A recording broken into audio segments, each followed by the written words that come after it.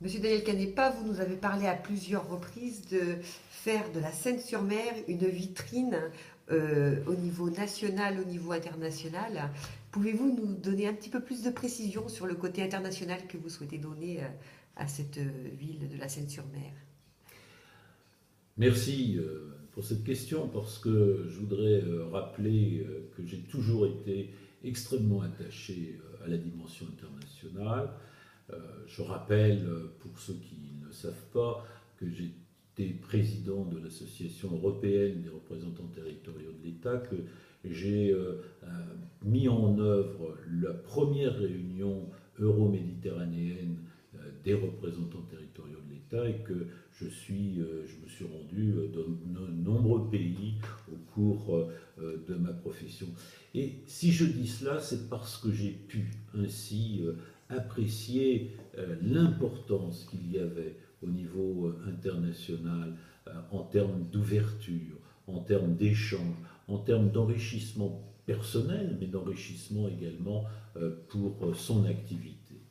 Alors, pour la Seine, oui, je rêve d'une ouverture sur l'international. Il y a une ouverture sur l'international déjà, puisque nous sommes ouverts sur la mer. Et la mer, c'est déjà le voyage, c'est déjà la connaissance de l'autre. Mais il faut aller plus loin. Ce que j'aimerais beaucoup, c'est me promener, comme il m'est arrivé de me promener dans certaines métropoles et d'entendre le week-end parler toutes les langues, l'anglais, l'italien, l'espagnol, voire d'autres langues bien sûr.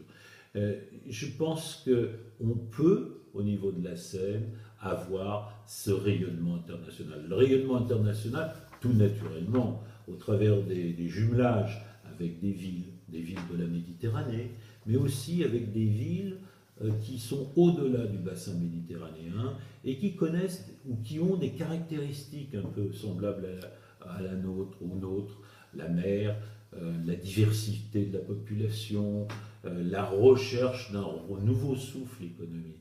Je crois que le rapprochement des expériences entre des responsables des villes et des habitants de chacune des villes, ça sera véritablement une source nouvelle de notre vision. Par-delà les partenariats de jumelage, on peut aussi avoir des partenariats plus ciblés en matière artistique, faire venir des artistes étrangers, aller nous aussi présenter tel ou tel spectacle à l'étranger. Au niveau du tourisme, évidemment, nous avons besoin d'avoir des touristes étrangers.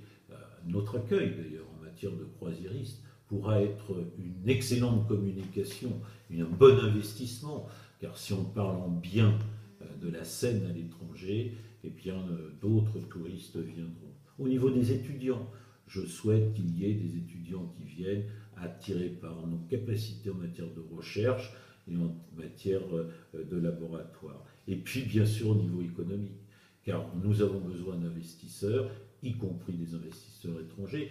Dans ce domaine, j'ai eu beaucoup de contacts avec différents pays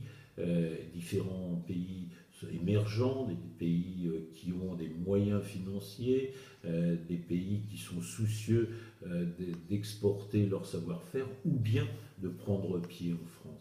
La Seine doit être un pays d'accueil, un pays ouvert sur le monde, un pays qui, fort de la diversité de ses habitants et de sa population, n'ait pas peur du monde entier, mais soit au contraire prêt à essaimer dans le monde entier et à accueillir aussi le monde dans toute sa diversité.